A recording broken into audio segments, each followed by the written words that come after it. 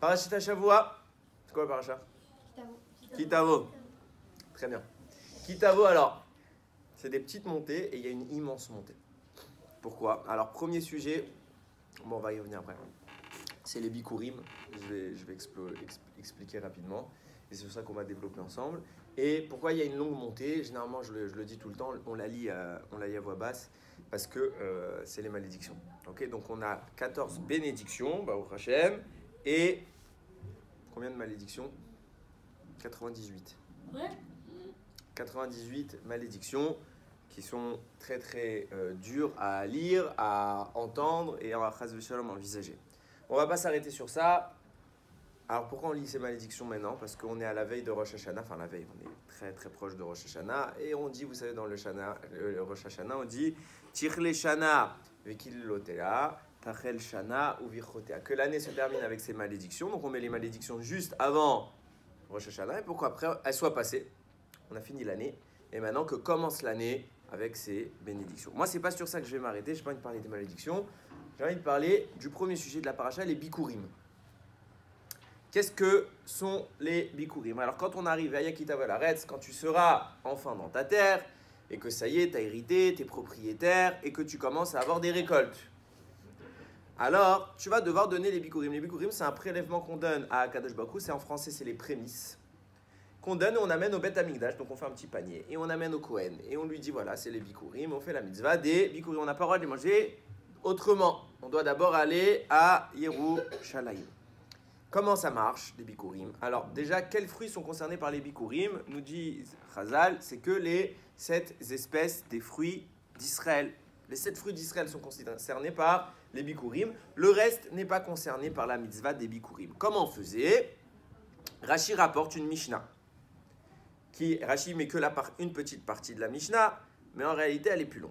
La Mishnah, elle dit comme ça. Si quelqu'un il descend dans son champ, à la période où ça commence à bourgeonner, et il voit les premiers bourgeons d'une grenade ou d'une figue ou des raisins. Alors qu'est-ce qu'il fait? Il met un petit fil. Il dit voilà les bikurim. Comme ça, il saura, parce qu'après il y aura plein de fruits qui vont pousser. Il ne va pas reconnaître quel était le premier. Alors il met sur la branche, enfin sur la tige, il met un petit fil distinctif.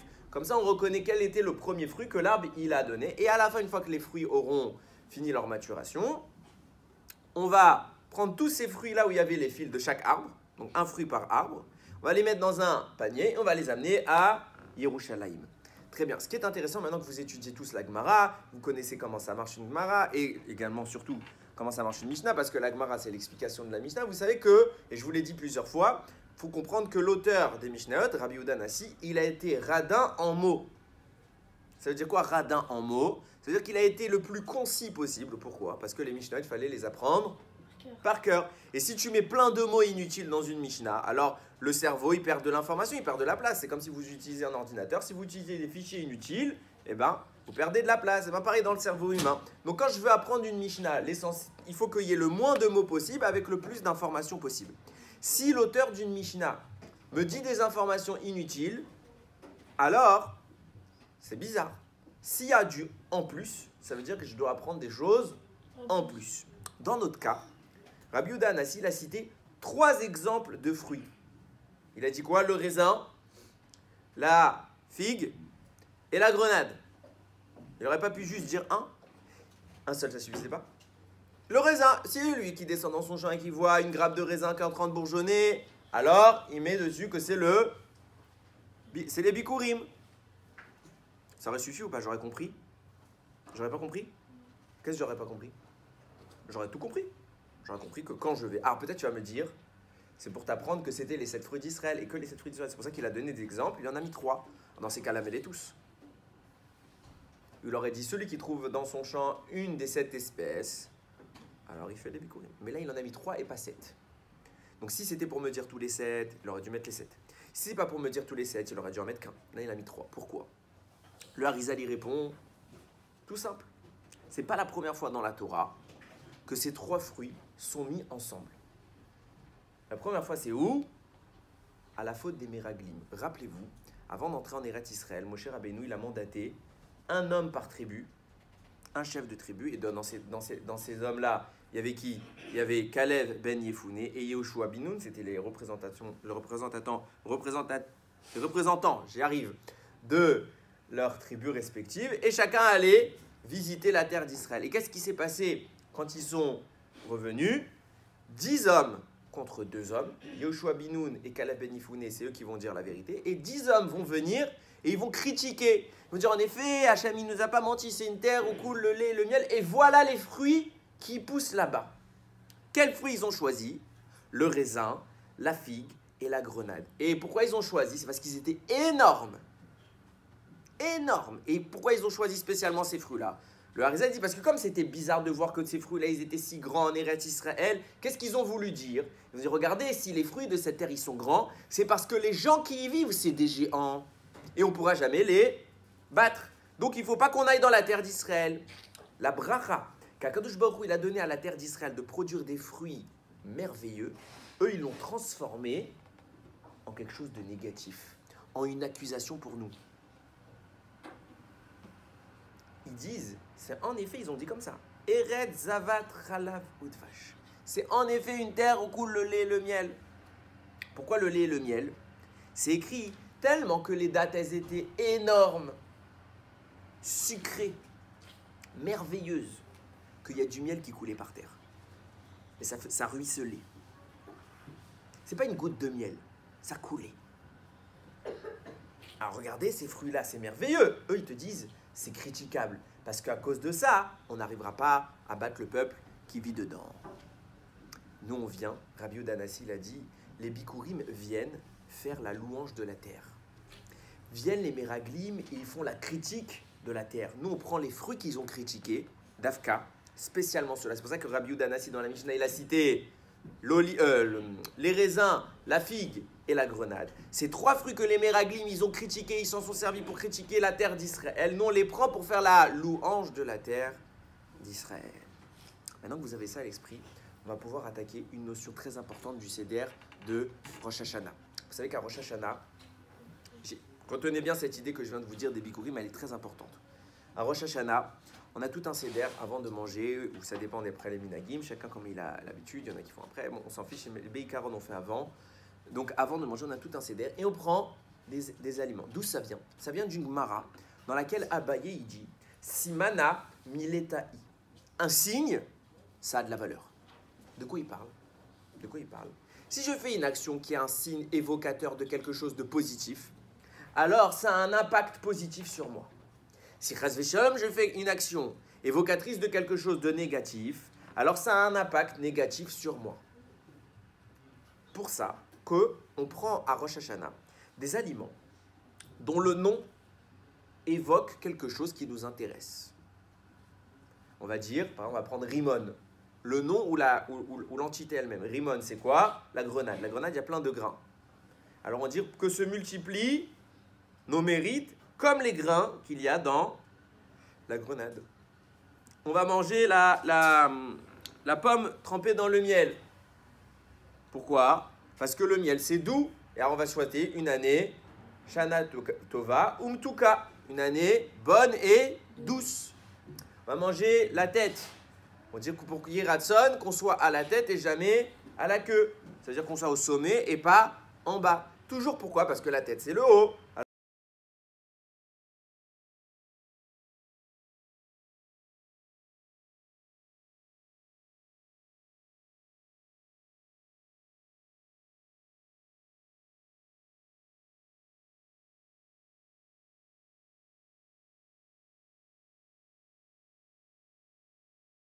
Tout ça, c'est pour faire des insinuations de positif, pour que ça ait un impact sur nous qui est positif. Est-ce que ça marche? C'est pas un peu de la superstition, tout ça? Ah, Baye, il a dit si manam il est taï. Un signe, ça a de la valeur. À quel niveau? Alors, Rav Charbit, le Dayan de Créteil, pas moi. Le Dayan de Créteil, un jour, il m'a dit comme ça. Il a dit, c'est très bizarre cette attitude. Pourquoi? Parce qu'en réalité, dans quelle dimension un signe a une valeur? Il peut interférer. Dans la dimension, ce qu'on appelle le mazal. Le mazal, c'est quoi? C'est les astres. Les astres, d'après la Torah, ils ont un impact. En fait, Akadosh Baruch Hu, il envoie, imaginez comme ça. Akadosh Baruch Hu, il envoie de l'énergie. Il a une énergie qu'il a désignée pour déferler sur le monde. Cette énergie, Hachem ne l'envoie pas directement, il l'a fait passer par les malachim, les anges. Ça, c'est au niveau spirituel. Les anges, ils transforment cette énergie au travers des planètes. Chaque planète, c'est pour ça qu'il y a des milliards de planètes, ils représentent une énergie. Et ces planètes, elles envoient ça vers nous. C'est pour ça que les astres, l'astrologie, ça existe dans la Torah. On voit qu'Abraham, il connaissait l'astrologie. Au niveau de l'astre, Simanam, il est taillé. Un signe, ça a de la valeur. Tu peux faire quelque chose. Si tu fais, c'est pour ça qu'on te dit ça porte bonheur, ça porte malheur. C'est de là que ces superstitions sont venues. Parce qu'en effet, ça a de la valeur. Il y a certaines choses qui peuvent interférer. Seulement, nous disent Rachamim, En Mazal les Israël. Les Juifs ne sont pas dans le Mazal. Pourquoi? On est au-dessus de ça. Parce que lorsque Abraham Avinu, on a la preuve, lorsqu'Abraham Avinu, Hachem il lui a dit tu vas avoir un enfant, Abraham Avinu il a dit à Kadosh Baruch Hu, j'aimerais tellement que ce soit vrai, mais c'est pas possible. Pourquoi c'est pas possible? Parce que j'ai regardé dans les astres et j'aurai pas d'enfant. Hachem lui a dit c'est vrai que les astres qui gèrent le monde que j'ai créé, qui suivent la fonction que je leur ai donnée, ne te donnent pas d'enfant, mais je te fais passer au-dessus des astres. Qu'est-ce qu'il y a au-dessus des astres? Il y a Hachem. Il dit si tu te lis au-dessus des astres, tu sors du Mazal pour te lier à moi, tout est possible. Abraham est sorti, il a eu Yitzhak. Et depuis, on dit En Mazal l'Israël. Pourquoi? Parce qu'en fait, on ne peut pas exister dans le Mazal. Dans le Mazal, Yitzhak ne peut pas exister. Donc nous, on doit sortir du Mazal, on doit aller au-dessus de ça. Donc on te dit toujours, les Juifs ne doivent pas être concernés par le Mazal. Alors maintenant, on ne comprend pas. Si tu me dis que Simanam, il est que tout ce qu'on fait à Rosh Hashanah, c'est de prendre des choses qui ont un signe évocateur de quelque chose de positif. Tout ça, c'est pourquoi? C'est pour un peu influencer le Mazal. Mais que d'un autre côté, tu me dis, nous, on n'a pas de Mazal. Alors, qu'est-ce que j'essaye d'influencer? Quelque chose que j'ai pas? Réponse qu'il m'avait dit Rav Sharbit. Il a dit, au cas où. Ça veut dire quoi? C'est un mérite d'être au-dessus du Mazal. C'est pas n'importe qui est au-dessus du Mazal. C'est-à-dire qu'il faut être un tzaddik, il faut sortir de la nature, il faut s'extraire de la matérialité. Celui qui est tzaddik, il est au-dessus du Mazal, il n'y a pas de question. Celui qui est complètement rachat, il n'existe même pas. C'est pour ça qu'on te dit, à Rosh Hashanah, le tzaddik, il est déjà jugé, lui, il n'y a pas de jugement pour lui. Le rachat, il est déjà jugé, vie et mort. Qui est intéressé par Rosh Hashanah et Kippour? C'est nous, que nous, on est entre les deux. Puisqu'on n'est pas un rachat, alors on reste dans le monde. Mais on n'est pas un tzaddik, donc on n'est pas dans le monde qui est au-dessus, donc on est dans l'entre-deux. C'est quoi le monde entre-deux? C'est le monde du Mazal. Puisqu'on n'est pas ces tzaddikim, alors malheureusement, on peut être géré par le Mazal. Tout le travail de Rosh Hashanah, nos prières, c'est de dire à Hachem, je t'en supplie, ne me mets pas dans le Mazal, mais moi avec les tzadikim, au-dessus du Mazal. C'est là ma vraie zone d'existence. Mais si je ne mérite pas assez et que je vais être dans le Mazal, qu'est-ce que je fais? Je fais le Seder de Rosh Hashanah. Pourquoi? Parce que Abaye, il a dit que dans le monde du Mazal, le signe, il a une influence. Et si je fais un signe positif, je mange quelque chose de doux, alors ça adoucit. Si je mange quelque chose comme la grenade que c'est nombreux, alors ça multiplie. Si je mange la tête, alors ça me met au sommet. Ça joue. Au cas où on est dans le Mazal, au moins on a prévu le coup. Maintenant, on va poser une question hyper intéressante. J'ai lu cette, elle n'est pas de moi. J'ai lu cette question dans une roverette comme ça. Et j'ai kiffé la question. Après, je ne vais pas donner la réponse que le Rav avait donnée. Je dis la question. Eretz Zavat Chalav Udvash, une terre où coule le lait et le miel. Je vous ai dit d'où vient ce miel. C'est quoi le miel que je viens de citer tout à l'heure? La date. Tellement qu'elle était énorme, juteuse, sucrée, ça coulait. Ça coulait par terre, un ruisseau. Maintenant vient le Rama. Et il dit c'est un minag, et que même le Rama c'est le posek, généralement Ashkenaz. C'est le Rav qui a tranché la halakha pour les Ashkenazim. Mais c'est un minag que même les Sfaradim ont fait aujourd'hui. Il n'y a aucun problème, c'est vieux. Que tout le monde trempe la pomme dans le miel. Dans quel miel on trempe? Du miel de date ou du miel d'abeille? Du miel d'abeille. Pourquoi? Parce que le miel, c'est doux. Alors on va dire que le signe, ce soit quelque chose de doux. Mais moi, je ne comprends pas. Si tu me dis que chaque signe, il est évocateur de quelque chose, il a une valeur, alors améliore. Au lieu de prendre du lait d'abeille, que c'est juste doux, prends, pas du miel d'abeille, que c'est juste doux, prends du miel de date, que c'est aussi doux, et que en plus, c'est le signe que Akadosh Baruch Hu nous donne une bracha, ça nous donne l'abondance. Donc en fait, tu as la douceur et tu as la bracha, c'est deux fois, c'est mieux. C'est la chose qu'Akadosh Baruch Hu, il a loué sur Eretz Israël. On a un miel qui est Akadosh Baruch Hu, il en fait l'exemple d'Eretz Israël, on ne le prend pas. Et on a un miel qu'on n'en parle pas spécialement dans la Torah, on le prend. C'est pas incohérent. On aurait dû prendre le miel de la Torah, celui qui coule des dates. C'est une bonne question ou pas? Moi j'ai kiffé la question. Elle est simple parce que c'est qu'un minag. Mais c'est une très bonne question. Mais la réponse, elle est d'une simplicité. C'est pour ça que je vous dis, je ne vais pas citer la réponse que le Rav il a donnée, bien qu'elle est très intéressante. C'est qu'en étudiant, je t'écoute dans 2 minutes, en étudiant, je me suis rendu compte de quelque chose qu'on a complètement basé de notre esprit. Je lisais un commentaire. Justement, j'essayais de comprendre c'est quoi la différence. Peut-être il y a une différence entre le miel d'abeille et le miel des dattes. Et je lisais un commentaire dans lequel c'est un Radbaz qui rapporte comme ça, dans lequel là-bas il parle d'un moment où il y a le fils de Shaoul, il s'appelle Yehonatan, il est en train de manger du miel. Et il pose la question là-bas, il dit, à votre avis c'est quel miel? Du miel de date ou du miel d'abeille? Il dit pas shoot que c'est du miel d'abeille. Pourquoi? Parce que le miel de date qui coule comme ça n'existe que quand on est que dans la terre d'Israël. C'est une bracha qui est surnaturelle, elle n'est pas normale. Preuve en est, aujourd'hui on n'a pas ce miel. Aujourd'hui tu vois une date où il y a du miel qui coule? Ça n'existe pas. C'est pas normal qu'une date, il y a du miel qui jaillit d'elle. Elle est tellement grosse que ça coule. Ça n'existe pas. Tellement que ça n'existe pas, quand les Meraglim ils ont vu ces choses, là, ils étaient choqués. C'est bizarre. C'est pas naturel. Donc aujourd'hui, si tu vois une date, tu veux du miel de date, comment tu vas faire? Alors j'ai regardé un peu, je me suis renseigné, est-ce que ça existe mamache du miel de date? En fait, c'est l'homme qui va cuisiner, qui va extraire quelques substances, mais ça coule pas naturellement. Donc en clair, la question elle se pose pas. On peut pas prendre du miel de date, tout simplement parce que nous n'en avons pas, tandis que du miel d'abeille, mamache, on en a. Mamache, on en a. Mais ça nous amène à une réflexion qui est hyper intéressante. Regardez. C'est pas pour rien qu'on prend du miel d'abeille. Et qu'on trempe spécialement dans la pomme dans le miel. Parce qu'on nous dit pourquoi, on explique. Que ce soit une année douce parce qu'on mange quelque chose de doux. C'est quoi qui est doux? Le miel et la pomme. Bah dans ces cas-là, prends une cuillère de miel. Pourquoi tu prends la pomme? À quoi sert? Réponse. Le Ben Ishraï, il écrit comme ça. D'où est venue la pomme? Pourquoi est-ce que nous on prend la pomme? C'est en souvenir du moment où Yaakov, ça remonte à loin, Yaakov, il a entendu que son père Yitzhak, il allait bénir qui? Esav. Et comme il allait bénir Esav, que Esav c'est un rachat, Yaakov il s'est interposé, il a pris la place de Esav. À ce moment où Yaakov approche de son père, Yitzhak il est aveugle, donc il sent Yaakov. Il dit, voyez l'odeur de mon fils, c'est comme le chant que Akadosh Baruch Hu il a béni. Rashi écrit, au nom de la Gemara, c'est quoi le chant dont il parle ici? Un chant dans lequel les pommes poussent.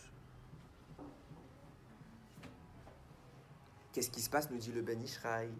La première fois qu'on t'a évoqué les pommes, c'était le moment où la bracha, elle allait vers le mal et qu'au final, ça a été transformé vers le bien. La pomme est ce qui est évocateur de cette transformation-là. Eh bien, le miel d'abeille, il a la même valeur. Pourquoi? Doublement. D'une part, nous dit le Midrash Rabbah, l'abeille, d'un côté, c'est quelque chose de doux, parce qu'elle te produit quelque chose de doux, le miel. Mais d'un autre côté, elle fait peur, l'abeille. Elle est dangereuse. Qu'est-ce qu'elle fait? Elle pique. Elle a un venin. Elle est dangereuse, elle fait peur, elle inquiète, on s'enfuit quand on voit une abeille qui nous court après. Des fois, vous voyez des bonhommes, des fillettes qui courent comme ça parce qu'ils ont peur d'une abeille. Ça fait peur. Donc elle a d'un côté la notion de la sanction, l'aspect où elle pique, c'est son dard. D'un côté, elle a la récompense, la douceur. Mieux que ça, qu'est-ce que c'est que le miel? Il y a une grande shéla dans la halakha, d'où on accepte le miel dans la halakha comme étant un aliment cachère. Pourquoi le miel c'est cachère? Je vous explique le problème. On a un principe. Tout aliment produit par un animal qui n'est pas cachère est pas cachère. Je vous donne l'exemple. Le lait c'est cachère ou c'est pas cachère? Cachère? Ça dépend. Si c'est du lait de vache, que la vache est un animal cachère, alors le lait est cachère. Si c'est du lait d'un animal qui n'est pas cachère, le lait n'est pas cachère. Tu bois ce lait, comme tu manges du porc. Pareil. Pareil. Donc tout produit d'un animal, pour que son produit soit cachère, il faut que l'animal il soit cachère. Qu'est-ce qui fait que le miel apparaît? C'est l'abeille qui produit le miel. L'abeille, c'est cachère ou c'est pas cachère? C'est pas cachère, donc le miel ne devrait pas être cachère. Viennent nous dire Chachamim, on n'a rien compris, on ne sait pas comment c'est fabriqué le miel. Comment est fabriqué le miel? En réalité, c'est pas l'abeille, elle mange. Elle détruit l'aliment et ça fabrique du miel en elle. Aucun rapport. L'abeille, elle va chercher le pollen. Elle le fait rentrer en elle, mais elle ne le mange pas, elle ne s'en nourrit pas. Et dans son petit estomac, je ne sais pas comment ça se passe, il y a des enzymes qui viennent et qui vont transformer le miel, le pollen en miel. Ça veut dire qu'elle n'a pas produit du miel. Elle a simplement, quelque part, je vous donne l'image, elle a nettoyé le pollen et ce qui restait, c'était le miel. Donc elle n'a rien fabriqué, elle a juste transformé. Elle a juste amélioré, mais elle n'a pas construit. Quand une vache, elle produit du lait, elle mange l'herbe, elle broute, elle détruit dans son estomac complètement l'herbe. Comme vous mangez de la viande ou quand vous mangez un aliment, il est complètement détruit.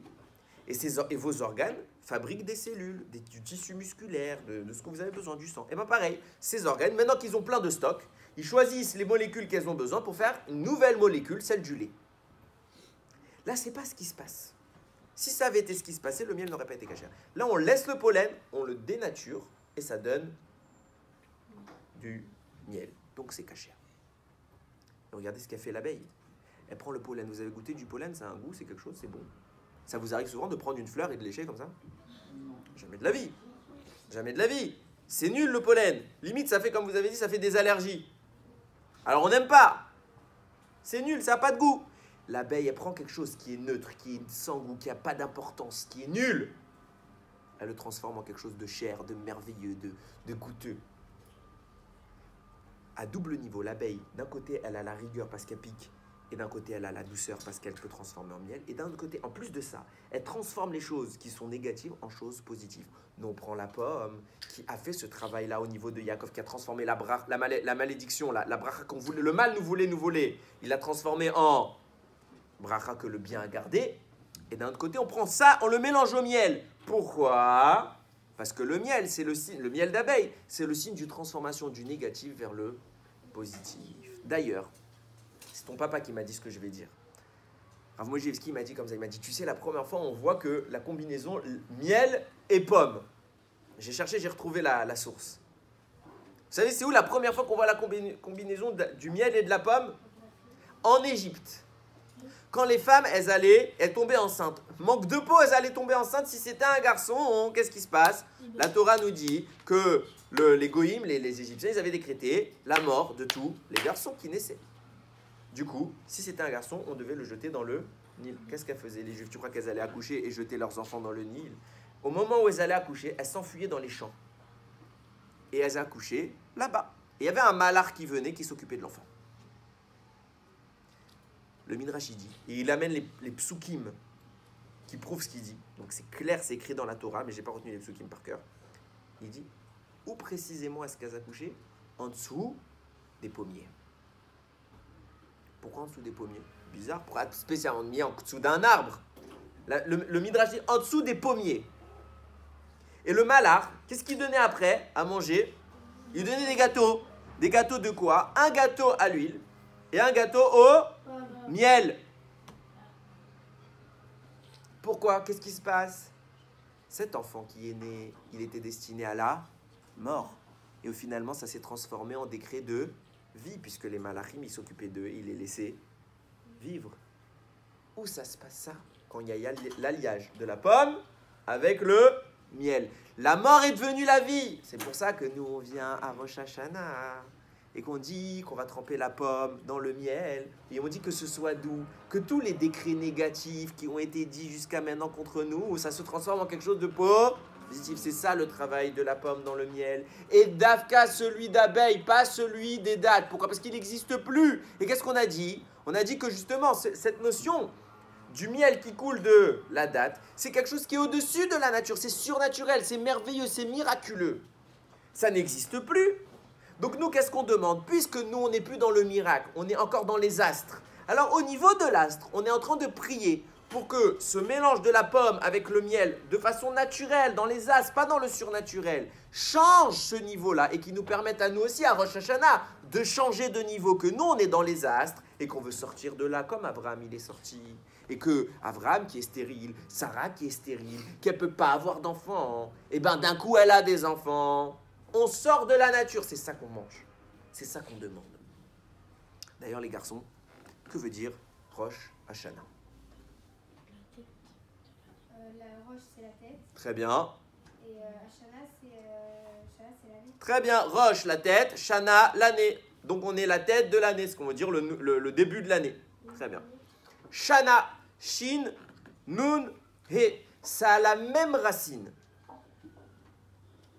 que Shinouille, un changement. Quand on dit quelque chose, il est méchouné. Il est bizarre. Il n'est pas comme nous. Il n'est pas normal. Méchouné. Shinouille, un changement. Donc si tu retraduis, Rosh Hashanah, c'est la tête du changement. On vient à Rosh Hashanah, on ne vient pas les mains dans les poches. On vient à Rosh Hashanah en disant, Hachem, on ne va pas faire l'hypocrisie, on a des fautes. On a des fautes. C'est vrai ou c'est faux? Je vais changer. Et on change. Si on demande, on change. Si on se convainc qu'on peut le faire, on peut le faire. Mais attention, il faut vraiment le faire. On a à Rosh Hashanah tous les arguments possibles et imaginables pour le faire. C'est un moment où Akadosh Baruch Hu il vient. Le simple fait déjà, le simple fait qu'Akadosh Baruch Hu se révèle dans le monde, ça provoque un changement.